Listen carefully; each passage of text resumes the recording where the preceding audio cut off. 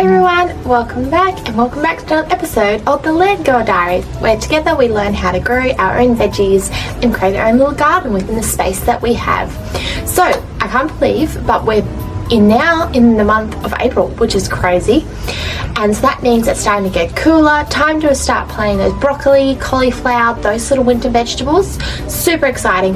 So I'm going to talk through some things that we can be growing and start planting and start putting in, and also the maintenance required for this month. Now I must say my garden is going very nicely at the moment.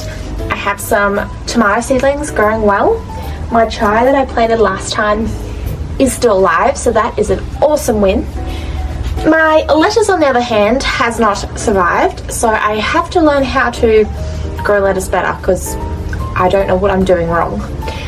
Carrots are going great. My onions are going really well as well. I'll show you them.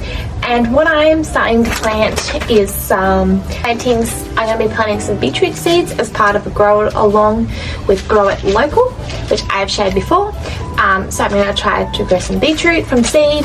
Also some broad beans because they're super easy to grow compared to normal other beans. And also some lavender because I love the good lavender. So I'm going to try that out as well. I've never done lavender from seeds, so we'll see how it goes. So I'm going to do some gardening, start planting these seeds while I rant in the background about what to plant this month. Let's go. So how my veggies are looking good so far. We've got some carrots, onion, aloe vera growing so well. We've got tomato seedlings, we've got chai, the eggplants have come up, and also my sweet potato, whoop, whoop, which I'm going to trellis because it's starting to get really long.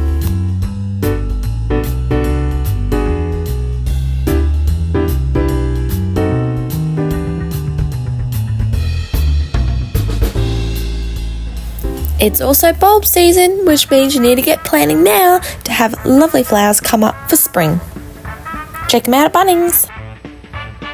This month I'm making a trellis for my sweet potato to grow up instead of outwards with its leaves, and I scored this piece of timber for free on the side of the road, so I'm going to add some string to make my own DIY trellis.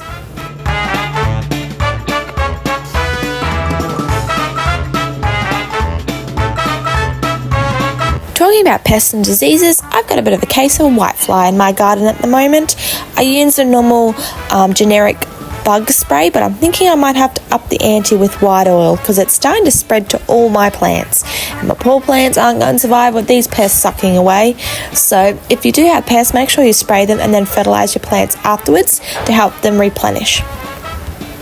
And this is my trellis finished. I'm just threading through the leaves up to go upwards to help with space and to maximise the room that it has available. A quick note on seeds.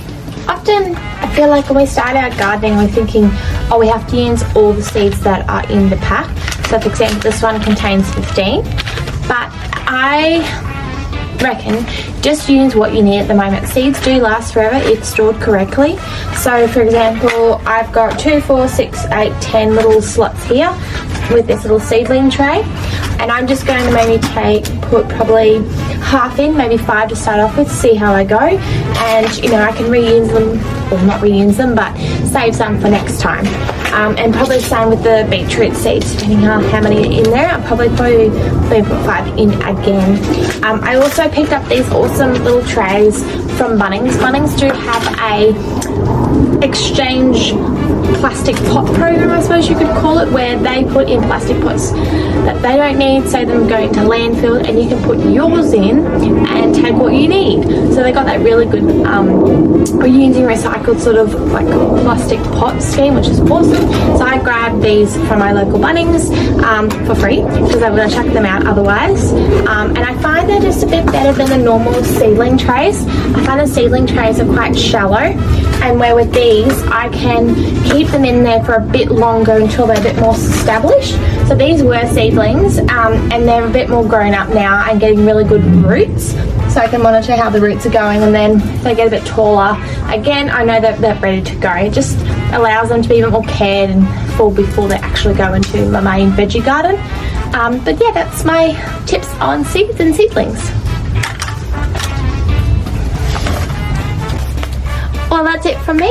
I hope you learned some gardening tips and tricks for this month, and I hope your gardening journey for this month goes well. Let me know what you're planting. It'd be nice to see what everyone else is up to.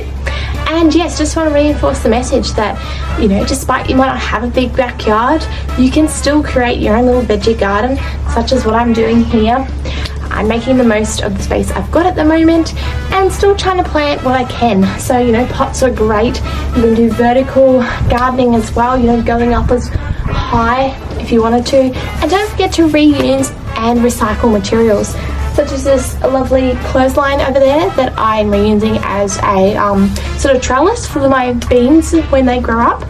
So it's just using a creative mindset and using what you have and deciding, you know, you may not be the best gardener or you're starting out, or if you are starting out, just do small little things at a time to build your confidence. That's it from me, and I hope you enjoy. Bye.